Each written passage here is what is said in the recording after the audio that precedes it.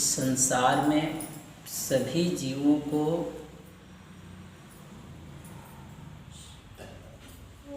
सत्य की खोज करनी चाहिए।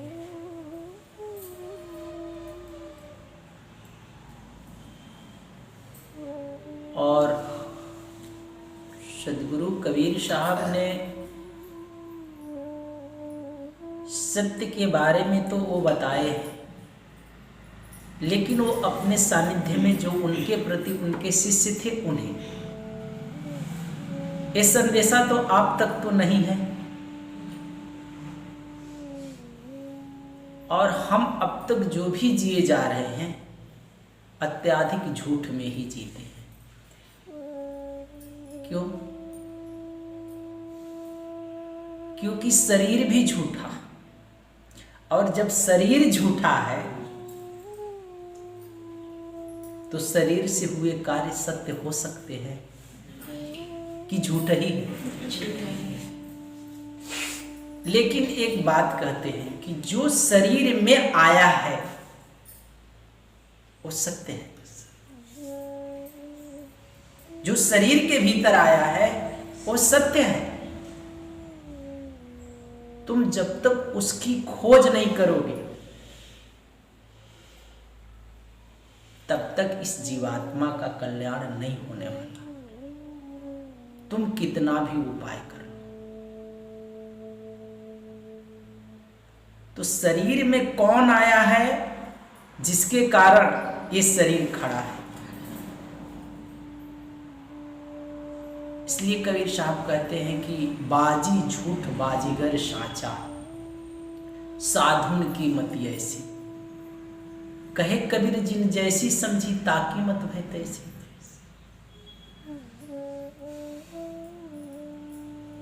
देखते हैं जो खेला दिखाने वाला आता है, लोग मदारी दिखाने वाला आता है, तो जो कुछ दिखाता है खेल तमाशा, तो हम देखते हैं तो हमें लगता है कि ये सही बात है।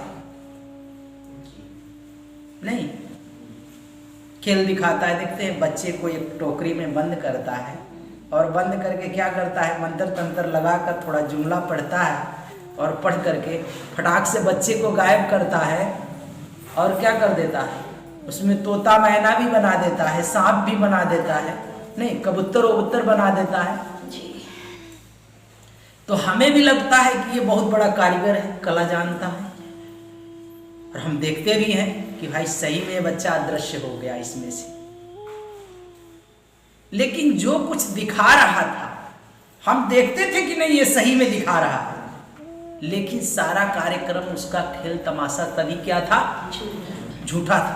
बच्चा कहीं गया नहीं, बच्चा तो फिर बाद में वही आ गया।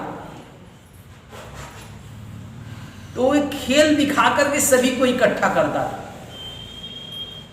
लेकिन सब बात तो सही है, जितना खेला देख रहे थे वो सभी झूठ हो गया, लेकिन दिखाने वाला व्यक्ति जो था वो झूठा, कि वो भी झूठा था, वो नहीं ना झूठा था। तो इसमें जो जीवात्मा आई है ये झूठी नहीं है। एक बात याद रखना, ये खोटी नहीं है। शरीर कई बार तुम लिए और कई बार, कई बार इसे आना जाना हुआ। क्यों आना जाना पड़ता?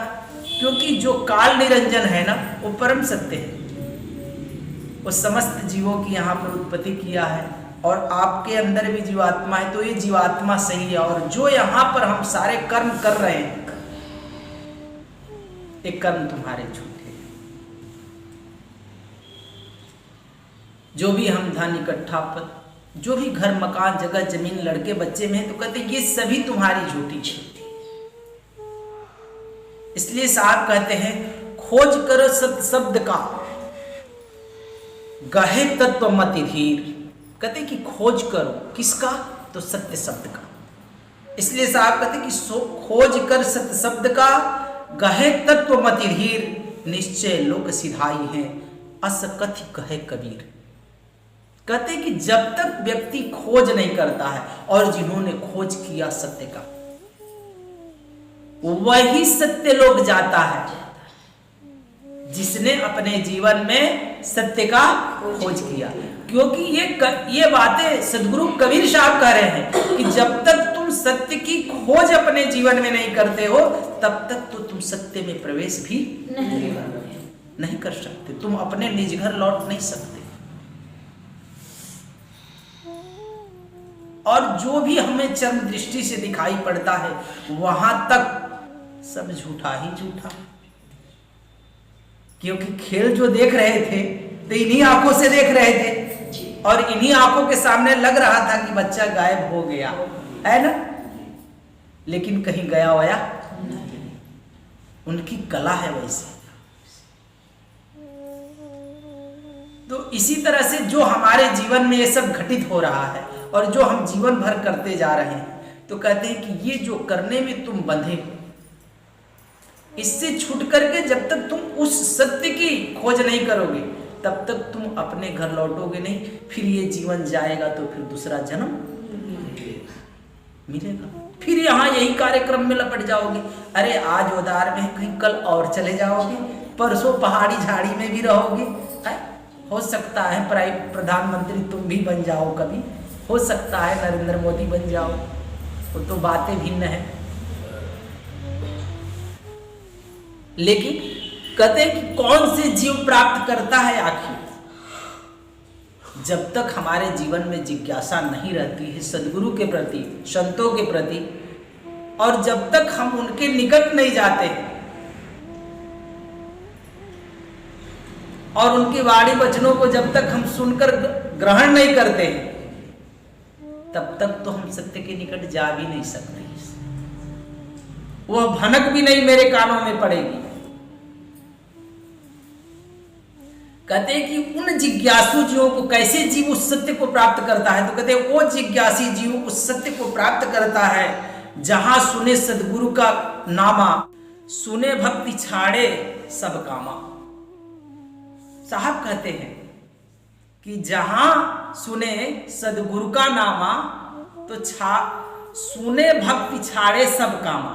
कहते हैं कि भक्ति करने के लिए वो सारे अपने काम काज को छोड़ दे अगर मालूम पड़ जाए कि यहाँ आज सत्संग है, कोई संत और सदगुरु पधारे हैं यहाँ या सत्य उपदेश हो रहा है, तो कहते हैं कि संसार का समस्त कार्यक्रम को छोड़ करके वो क्या करता है, वहां सत्संग में पहुंच जाता है। लेकिन हम क्या करते हैं कि जैसे जब तक ऐसा जिज्ञासु जीव नहीं होता है तब तक उसके जीवन में कभी सत्य उतरता नहीं। हमारे अंदर ऐसा प्रेम और श्रद्धा होनी चाहिए। साहब आगे कहते हैं कि सुने जो भक्ति तत्वमन लावे, आते ही छाड़ी सतलोक सीधा।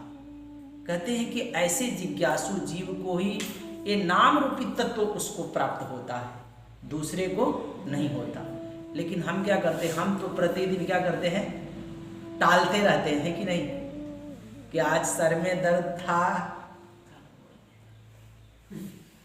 और कल तो थक गए थे, बहुत सारा काम आ गया था हमारे जीवन में, है ना, और परसों दिन घर में मेहमान थे आए, बड़ी परेशानी है। और लड़की का तो शादी भी करना है, कितना कार्यक्रम है, साहब टाइम कहाँ। हम हमेशा इस सत्य से या भक्ति से हमेशा हम भागते रहते हैं, संत और गुरुओं के निकट जाने से भी हम भागते रहते हैं। कई बहाने खोजता है जीव, और जीव खोजता है क्या, इनको काल करवाता है। कौन कराता है? निरंजन तुम्हारे मन में तरह तरह के बातों को उत्पन्न करता है, जाल फैलाता है, और उसी निरंजन के कहे पर तुम इस संसार में प्रतिदिन भटकते फिरते हो और सदगुरु के वचन वाणियों को तुम छोड़ देते हो। तो शिष्य किसके हो जी?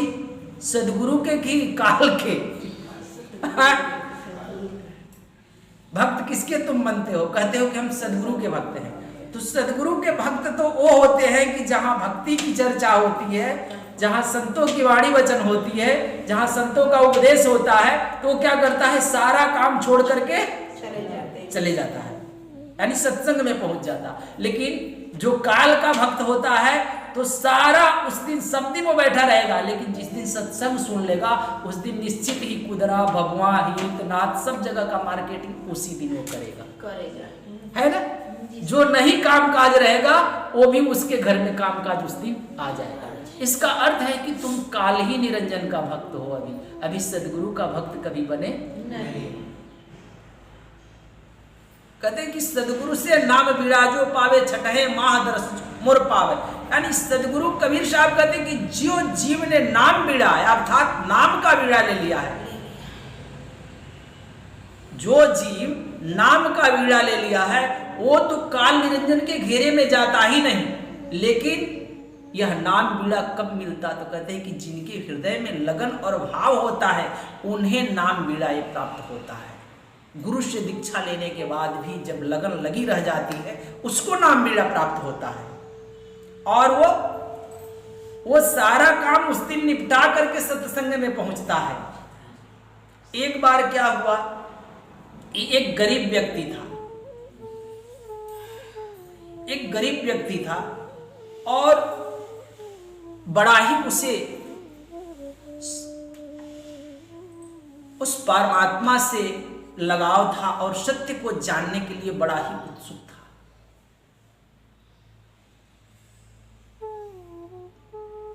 तो उसे खबर पड़ी कि उसके नगर में एक संत पधार रहे हैं, और संत क्या, वो भगवान बुद्ध थे।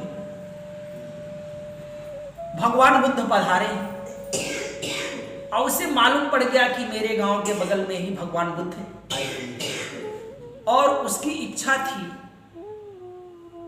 कि मैं होत सुबह ही उनको सुनने के लिए जाऊंगा। उसके अंदर में ऐसा प्रेरणा जगा, और व्यक्ति बड़ा गरीब था। और सुबह हुआ तो सुबह जाने की तैयारी कर रहा था, तो घर से बाहर निकला तो उसके पास 2 बैल था। गरीब व्यक्ति किसान था, खेती बाड़ी करता था, तो 2 बैल रखा था, तो एक बैल कहीं ना कहीं खुला करके चला गया। अब बेचारा परेशान, यहाँ बुद्ध को सुनने जाए कि बैल को, अब निकल गया बैल को खोजने के लिए। बहुत ही खोजा, समय होते जा रहा था, बुद्ध को भी सुनने जाना था। थोड़ी सी समय बची थी, उसी समय में वो क्या किया कि खोजते खोजते जब सत्संग शुरू होने वाला था बुद्ध का, उस समय में उसे पहुंचना था। तो इधर बैल को खोजते खोजते खोजते खोजते दोपहर हो गया, बैल मिल गया। जैसे ही बैल मिल गया तो तुरंत जल्दी जल्दी करके वो कैसे भी बांध छान दिया बैल को, और बैल को बांध छान करके और तुरंत भगा वहां से, कहां, बुद्ध के पास सुनने के लिए पहुंचा। वो बुद्ध भगवान के पास सुनने के लिए पहुंच गया। ये न सोचा कि जाकर के घर पर थोड़ा थक मंद गया हो बैल खोजने में, घर पर भोजन ले ली, क्योंकि उसे सुनने की जिज्ञासा के अंदर में, सुनने के लिए उसे अंदर में यह भाव और प्रेरणा था, उत्कंठा थी उसके अंदर कि मैं जा करके 2 शब्द उनका श्रवण करूं। यह प्यास था उसके भीतर कि मुझे सत्य को उपलब्ध होना है, उनसे 2 वचन सुन करके और मैं अपने जीवन में उतारूं।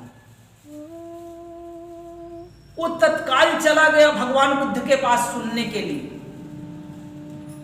और जब भगवान बुद्ध के पास उनके समक्ष में बैठा तो भगवान बुद्ध ने ये भूखे प्यासे व्यक्ति को देख करके कहे कि भाई भूखे तो कोई धर्म नहीं कर सकता, क्योंकि पेट में अगर भूख हो व्यक्ति को तो भगवान नहीं दिखाई पड़ता, लेकिन इस व्यक्ति को भगवान दिखाई पड़ रहे। अक्सर लोगों को ऐसा नहीं होता है। और भगवान बुद्ध ने उसी क्षण गांव से भोजन मंगाई, इस व्यक्ति को भोजन कराया उन्होंने। जितने भी वहां पर भिक्षुगण थे देख करके आश्चर्य हो गए कि ये कौन व्यक्ति है जिनके लिए भगवान भोजन मंगाया गांव से। कभी ऐसा हुआ नहीं था दोबारा।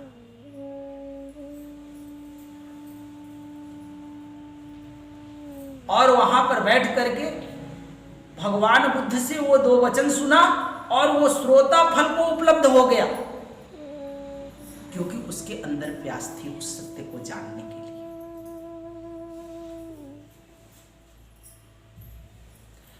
हमें अगर हो तो हम क्या करते? हम सब क्या करते? कहते कि एक तो बैल चला गया, आज नहीं कहीं बुद्ध कहां भागे जा रहे हैं। यहां भी बहुत सारे लोग हैं, कहते हैं कि कहां भगवान भागे जा रहे हैं कि रोज रोज जाना है सत्संग में। बहुत सारे लोग हैं इसमें, ये सत्संग में उपस्थित है ऐसे लोग जो कि कहते हैं कि भगवान कहां भागे जा रहे हैं, दुकान मकान भाग जाएगा, इसको संभाल लो, भगवान तो फिर कभी ले लेंगे, है ना। भगवान कहीं भाग रहे हैं? मूर्ख, भगवान नहीं भाग रहे हैं, अनंत काल से भगवान मौजूद है। तुम भागे जा रहे हो, तुम्हारी जीवन इतनी तीव्र गति से भाग रही है कि तुम्हें समझ में नहीं आ रहा। भगवान भागने वाली वस्तु थोड़ो है कि भगवान भाग रहा, वो सदा सर्वदा है। तुम भागे जा रहे हो, तुम्हें अवसर मिला है और तुम चुके जा रहे हो, चुके जा रहे हो, चुके जा रहे हो। कितना जन्म चुक गए, जो अभी पाए हो ये भी चुके जा रहे हैं। तो हम होते तो क्या करते कि आज तो मैं दोपहर भर पूरे धूप में मैं खोजा हूं, तो क्या बुद्ध को सुनने जाऊं, क्या संत और गुरुओं को सुनने जाऊं, आज तो थक गया हूं, चलो आज आराम करूंगा, कल फिर देखा जाएगा। अरे भगवान तो अभी कितने महीने रहेंगे यहाँ, कितने बरस रहेंगे, फिर कहीं जाकर सुन लूंगा। हम तो यही करते हैं, हम नित्य प्रतिदिन टालने में लगे हैं। भगवान तुमसे दूर नहीं, तुम भगवान से दूर।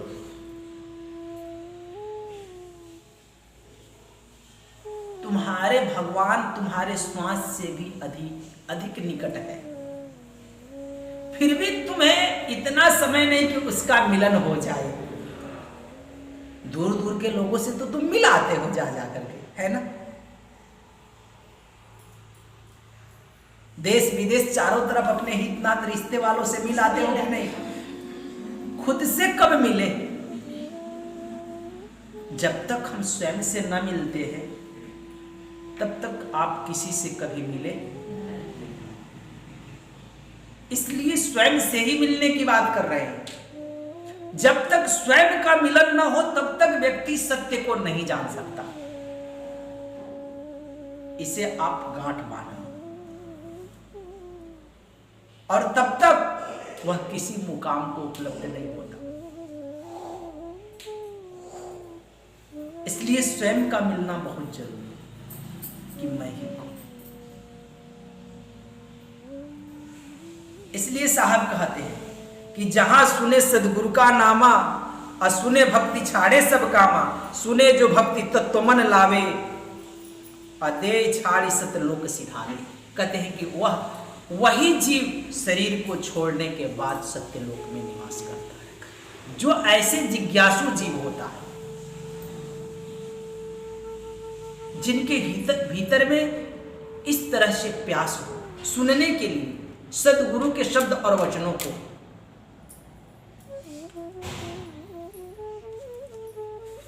तो हम तो सदा कटते फिरते हैं, लेकिन जिस दिन से मेरे हृदय में ऐसी प्रेरणा जग जाए, उत्कंठा जग जाए, वही जीव सोच ले कि साहब कहते हैं, सदगुरु कबीर साहब स्वयं कहते हैं कि वही जीव सत्य लोक जाता है, दूसरा और कोई जीव जाता नहीं।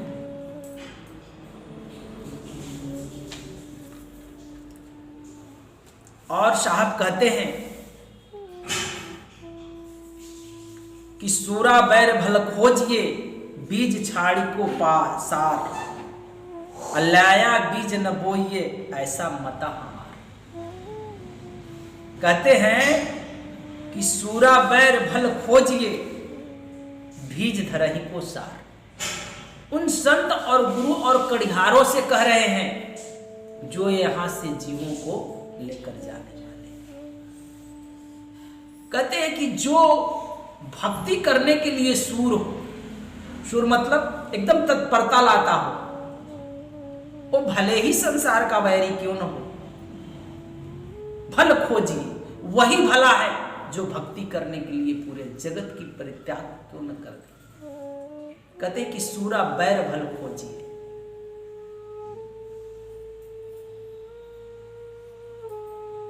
लेकिन सूर हो जिस रास्ते पर चले उस रास्ते पर से अपना पांव कभी टाले।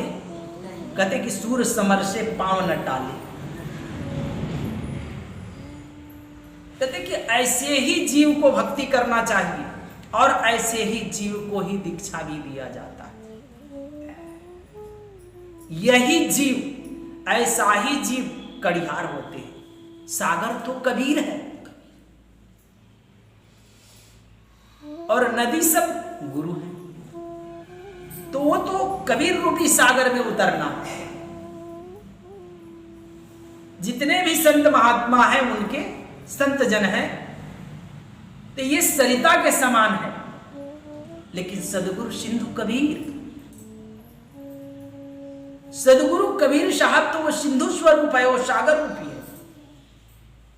लेकिन जब तक तुम इन संत और इन संतों के पास भी नहीं जाओगे और उनके वाणी वचनों के अनुसार तुम चलोगे नहीं, तो तुम्हारा कौन पार लगाए। तो उन मार्ग पर हमें सदा चलना चाहिए और नित्य प्रति सत्संग में पहुंचना चाहिए, सारे कार्यक्रम को छोड़ छाड़ करके। लेकिन जब तुम नहीं पहुंचते हो तो तुम्हें कौन यहां पर पार लगाए। इसमें संत और गुरुओं के ऊपर कोई उपकार नहीं करता, कोई जीव उपकार नहीं करता। तुम स्वयं के ऊपर इस संसार के जीव उपकार करता है। अगर हम मार्ग भटक गए हैं तो खोजेगा कौन? हम ही ना खोजेंगे, दूसरा तो नहीं खोजेगा। तो ये मुझे स्वयं की ये जिम्मेदारी है कि मैं कब उपलब्ध हूं, ये मेरी जिम्मेदारी है।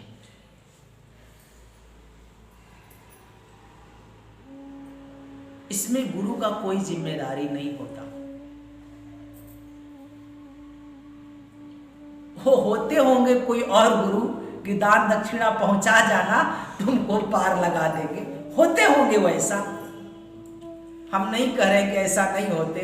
बहुत सारे गुरु लोग होते हैं कि दान दक्षिणा देते जाना, तुम आना चाहे ना आना, जो मन में आए सो खाते पीते रहना, हम पार लगा देंगे। तो हैं बहुत सारे ऐसे भी गुरु हैं पड़े हुए, उनको दान दक्षिणा से काम है, बाकी तुम्हें वो पार लगा देंगे। अब वो जाने, पार उतरने वाला जाने और पार उतारने वाला जाने। लेकिन मैं यहां आपसे ये बातें नहीं कह रहा, आपकी स्वयं की जिम्मेदारी है। गुरु विचारा क्या करे, शिष्य ही माही चूक, कोटि जतन प्रबोधिए बांस बजावत फूक। कितना भी इसे सिखाया जाता है कि देखो भाई, ये बांसुरी डायरेक्ट फूकने से बजने वाला नहीं, इधर से फूकेगा तो वो परावा निकल जाएगी। इसको राग निकालने के लिए ओठ पर इसको किस प्रकार से रखोगे और कितनी हवा दोगे तो इसमें से राग निकलेंगे। फूक मारने से बांसुरी नहीं बजती, उसके अंदर बजाने की कला होती है। नहीं तो दोनों तरफ से झाँकोगे तो इस पार से उस पार दिखाई पड़ेगा उसको। तो कहते कि कितना भी यत्न बताता हूं लेकिन इसे समझ में आता। इसलिए साहब कहते हैं कि बीज वो बोया जाता है। कौन? देखते हैं जब आप लोग खेती बाड़ी करते हैं तो कैसा बीज रखते हो फिर से पुनः उत्पन्न होने के लिए, सभी से छांट पछाड़ करना कि अच्छा बीज रहेगा तो उगेगा। तो हम अच्छे से अच्छा बन सके ताकि वह परमात्मा हमें स्वीकार करे, क्योंकि अच्छे को ही अच्छे ही बीज को रखा जाता है। ल्याया बीज न बोइए, ल्याया मतलब पहिया बीज। पहिया बीज देखते हो, जो खराब बीज होता है, जो हल्का हो जाता है, जो तो उसको कोई रखता है? हाँ? उसको क्या करता है? उसे कूट काट करके खा पी जाता है। कहता है कि इसको जाने दे निरंजन के पास, इसके पीछे क्या। और जो ल्याया बीज रहता है तो कहते कि सूर, और देखते हो इतना अच्छे से उस बीज को रखा जाता है कि बीज रखने वाला भी व्यक्ति उसकी रखवाली करता है। सूरा बीज मतलब कि जिसमें घून लग गया, हाँ? सूरा उसी को बोलते हैं। वैसा बीज कोई रखता है जिसमें घून लग जाता हो, पहिया वैया हो जाता हो। तो हमारे भीतर भी घून लग जाते हैं, घून लग गए। वो घून तो लगे हैं, लेकिन संसार के भी बहुत सारे घून लग गए। संसार का मुंह जकड़ लेता है।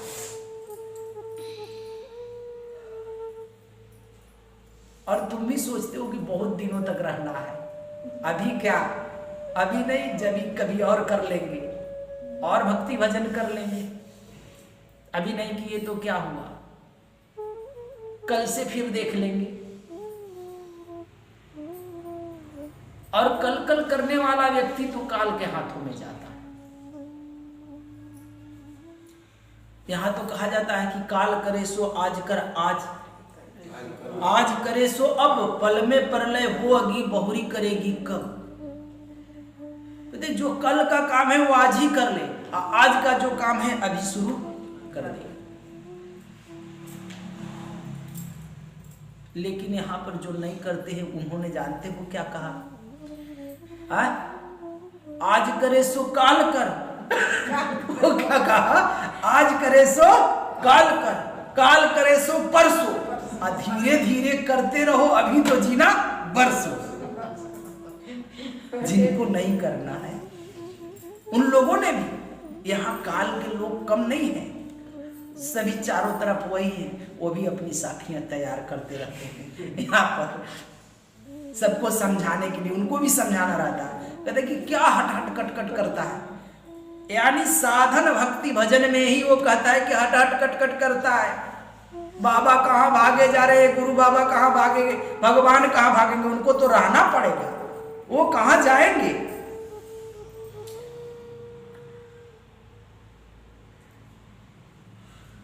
सवेर नहीं तुम्हें देर हो गई, तुम सवेर नहीं हो, तुम्हें देर हो गई।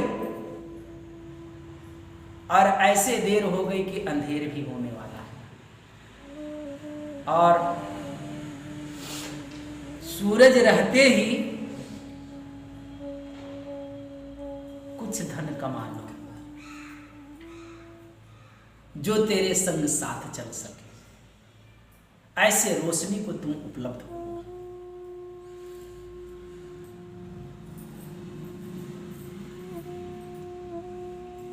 और जब तक हम उसे उपलब्ध नहीं होते हैं, सारा ये जीवन व्यर्थ है।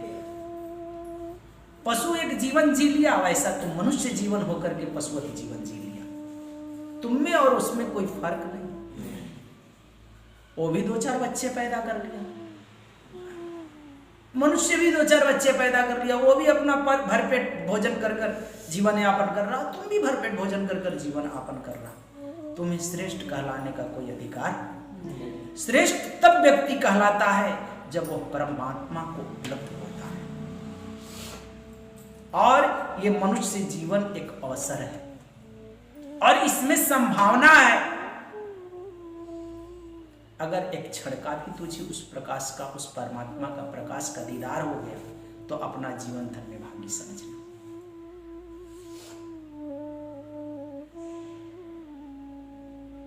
एक क्षण के लिए अगर तुम उसमें लीन हो गए और वह क्षण आने के लिए व्यक्ति कई जन्मों से त्याग तपस्या करते आता, उस घड़ी के लिए वो कभी उतरता नहीं। एक बार दीदार होता तुम्हारे सुरता में पड़ जाते। तो साहब कहते हैं कि ल्याया बीज न बोइए, ऐसा मता हमार, कहते हैं कि तुम पहिया मत बनो, ऐसा बीज कभी बोना मत। अपने संत और गुरुजनों को सीख देते हैं, उन गुरुओं को कहते हैं कि कभी ऐसा बीज बोना नहीं चाहिए। और हम भी कभी खेत में ऐसा बीज बोते नहीं। तो कहते हैं कि अपने जीवों को ऐसा संदेश मत देना जो काल के हाथ चले जाए। तुम उनको ऐसा संदेश देना, तुम उसे सत्य का उपदेश देना। जो सत्य का प्रेमी रहेगा वो तुम्हारे संग साथ चलेगा, जो उसका प्रेमी नहीं रहेगा तो वो तो खुद ही, उसको क्या पकड़ कर लाना, क्योंकि वो खेत में जमेगा ही नहीं, उसको ला करके कोई मतलब नहीं। खेत में उगने वाला ही नहीं है। तो देखते हो बुद्ध के पास, कबीर के पास, महावीर के पास बहुत सारे शिष्य हुए, लेकिन पहुंचे कौन? गिने चुने नाम आ जाते हैं उनके, जो वैसे थे। इसलिए साहब कहते हैं कि भाई कोटि जतन पर बोधिए बांस बजावे फूक, कितना समझाए लेकिन वो फूक ही रहा। इधर से फूकेगा तो उस पर हवा निकल जाएगा। इसे युक्ति समझ में नहीं आती।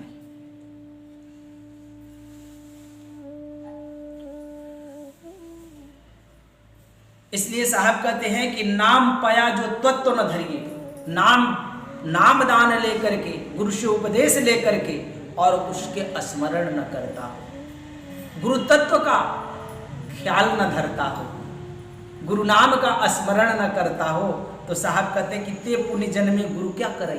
तो उसको बार बार जन्म और मरण के चक्र में पड़ना पड़ता है। उसमें गुरु कुछ करता, उसमें गुरु दोषी नहीं होता।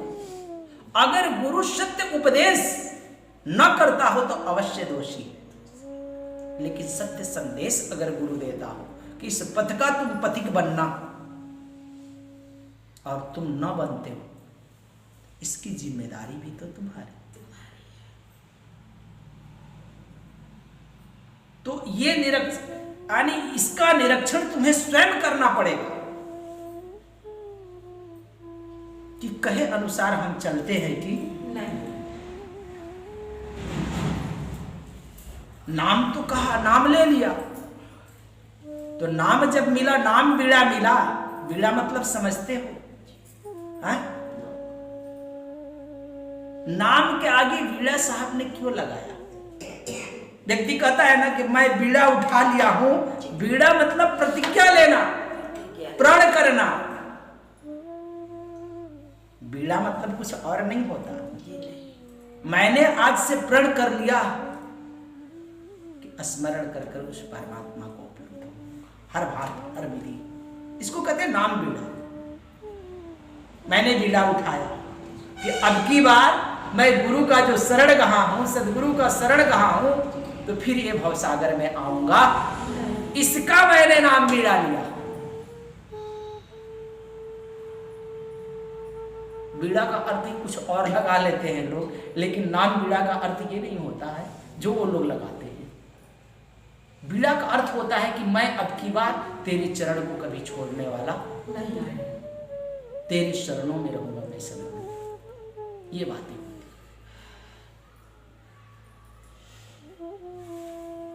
धर्मदास साहब कहते हैं इस विषय पर कबीर साहब से कि बालक कहा तत्व जो जाने, अमुक्त होए ताही कोई कौन प्रमाणे। यहां पर तो बहुत सारे लोग कहते हैं कि मैं तत्व ज्ञानी हूं और मेरे पास आओ, मैं मुक्ति देता हूं। मुक्ति करने वाला बहुत सारे गुरु घूम रहे हैं,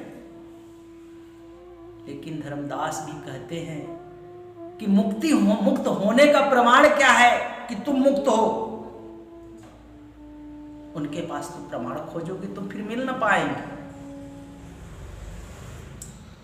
और लोग तत्व का ज्ञान शरीर के अंतर्गत तक ही देते रहते हैं, इससे बाहर देते नहीं।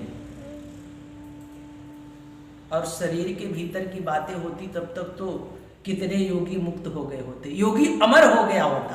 ये योगी मरता नहीं कभी। इसलिए ये जो गुप्त रहस्य है उस सदगुरु से ही प्राप्त होता है, दूसरे से होता नहीं है। तो उन्होंने कहा कि बालक कहा तत्व जो जाने मुक्त होय ताही कौन प्रमाणे। सदगुरु कबीर साहब धनी धर्मदास जी से कहते हैं कि बालक नाम को दीजे विष पहुंचे लोक जब तजे शरीर। कहते हैं कि जिनको यह नाम बीड़ा मिल जाता है, वह नाम बीड़ा पा जाता है, तो वह जब शरीर छोड़ता है तो वह परमात्मा लोक को ही वो जाता है। लेकिन जब गुरु की से प्रेम लगा करके और गुरु वचना अनुसार वह चलता हो। साहब कहते हैं कि पावे आदि अंत निज वीरा, अब पुरुष रच्यो सुख सागर तीरा। कहते हैं कि वह परमात्मा के पास उस सागर में प्रवेश यानी समाहित हो जाता है, उस परमानंद में यह हंस लीन हो जाता है। वहां पहुंच जाता है जीवात्मा, उस लोक को, अपने निज घर को पहुंच जाता है, उस धुरधाम देश को पहुंच जाता है।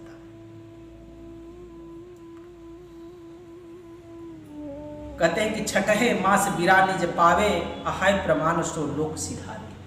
कहते हैं कि जिनको ऐसी लगन लग जाती है और जो नाम बीड़ा ले लेते हैं, ये 6 मास में ही वहां पर पहुंच जाते हैं। ज्यादा दिन लगता नहीं, लेकिन तुम तो 6 घंटे भी नहीं तुम्हारी लगन लगती है, 6 मिनट भी नहीं टिक पाते हो, 6 माह तो ढेर हो जाती है तुम्हारे लिए।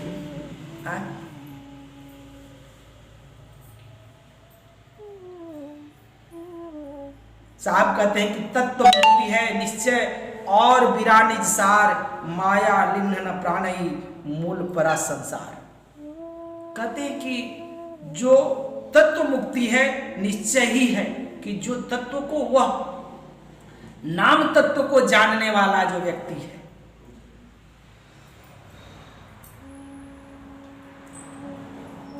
वही वीड़ा अर्थात निज सार को जानता है, दूसरा कोई और नहीं जानता।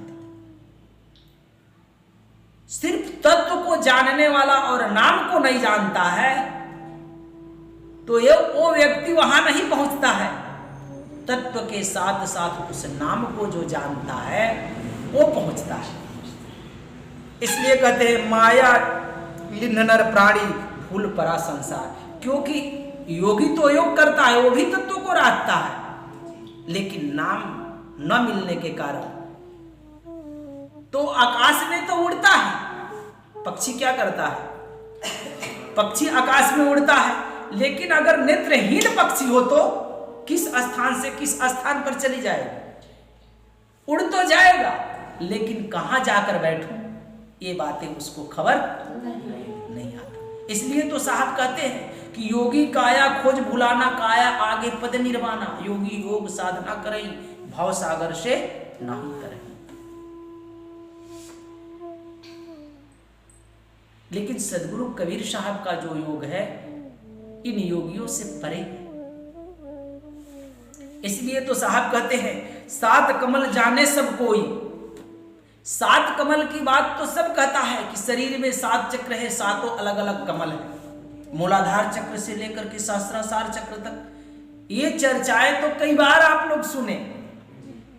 इसलिए साहब कहते हैं कि 7 कमल जाने सब कोई, अष्ट कमल बिन मुक्ति न हुई। जब तक हम 8वें कमल के बारे में नहीं जानेंगे, अष्टम कमल बिन मुक्ति न हुई, तो 7 कमल तो है कि भाई मूलाधार चक्र से लेकर के और सहस्रार चक्र तक तो गणेश जी का स्थान है, ब्रह्मा जी का स्थान है, विष्णु भगवान का स्थान है, शिव जी का स्थान है,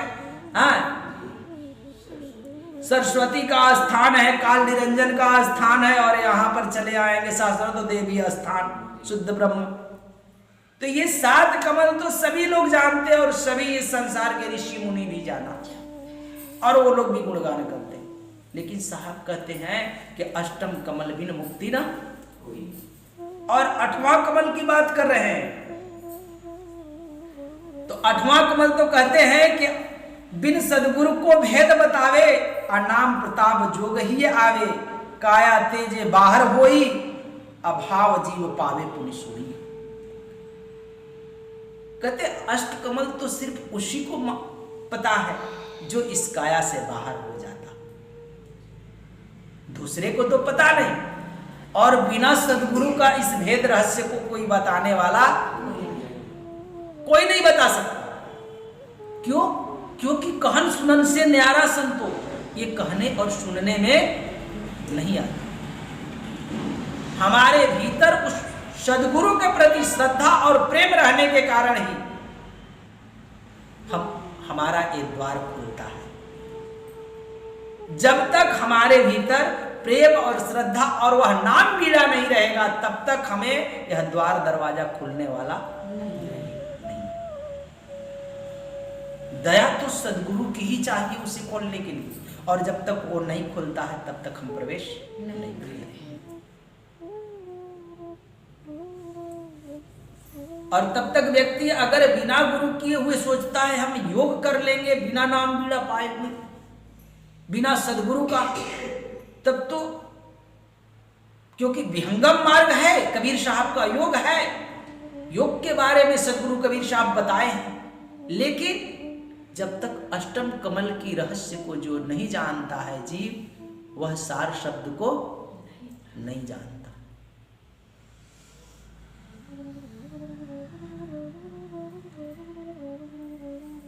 तो साहब कहते हैं कि पक्षी भया पर नैन है नाही, तो पक्षी तो हो गया, शरीर से अगर तुम बाहर भी जा रहे हो तो वह नाम पता होना चाहिए। हा? मुझे कहां जाना है इसका पता नहीं हो तो जीव कहां जाएगा? कहां जाएगा? अगर नाम नहीं हो तो क्या करेगा? जाने का अगर पता ना हो और घर से निकल गए तो क्या करेगा? भटकेगा। क्या करेगा? भटकेगा। चारों तरफ से भटक करके फिर से आ जाएगा। इसलिए साहब कहते योगिया आयो शहर मंझारी, योगी फिर से भटक करके इस संसार में पुनः जन्म लेता।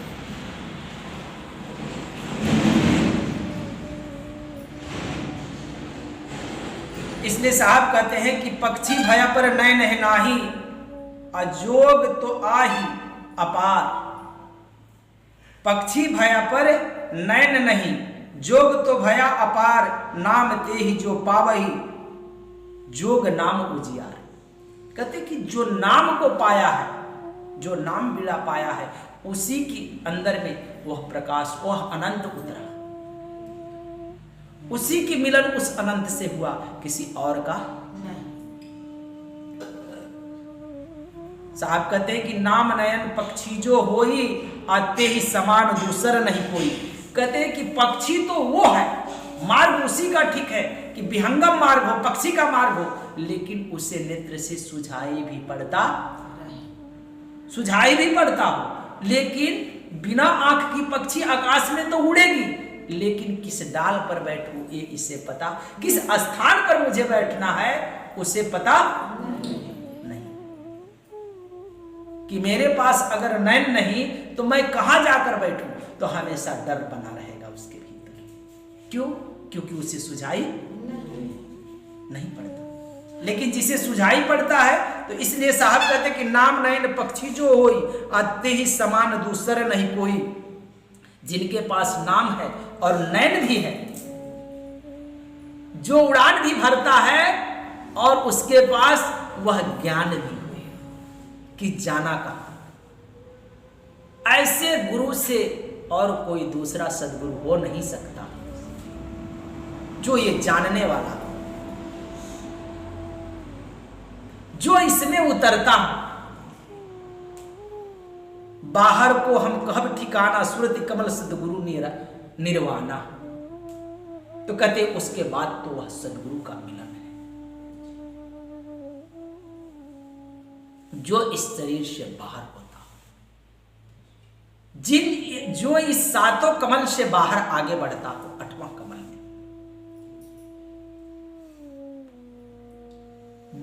वही जीव मुक्त होता है, दूसरा कोई मुक्त होता नहीं। इसलिए तो साहब कहते हैं कि 7 कमल देव ऋषि माना, 8 कमल उन्होंने नहीं जाना। तो ऋषि मुनि भी इसमें जहड़ा गए, और जीवों की क्या बात करें।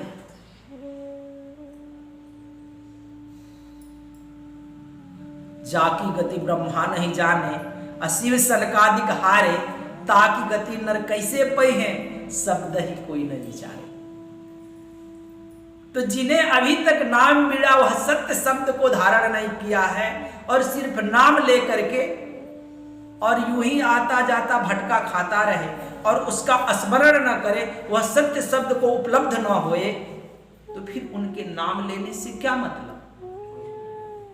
इसलिए अगर हम नाम लिए हैं तो उस परमात्मा का निरंतर ही हम स्मरण करते रहे, क्योंकि निश्चित है कि जो तुमने अपना थोड़ा थोड़ा करके समय सत्संग में, गुरु भक्ति में जो तुम देते हो, वही तुम्हारा परमार्थ है, कुछ और इसके अलावा नहीं है। इसलिए हमें सदा ही सुनते ही सत्संग में पहुंचना चाहिए, इसमें बुलाने का संदेशा देने की कोई आवश्यकता नहीं होनी चाहिए। प्रेम से बोलिए सद्गुरुदेव की जय, सद्गुरु कबीर साहिब की।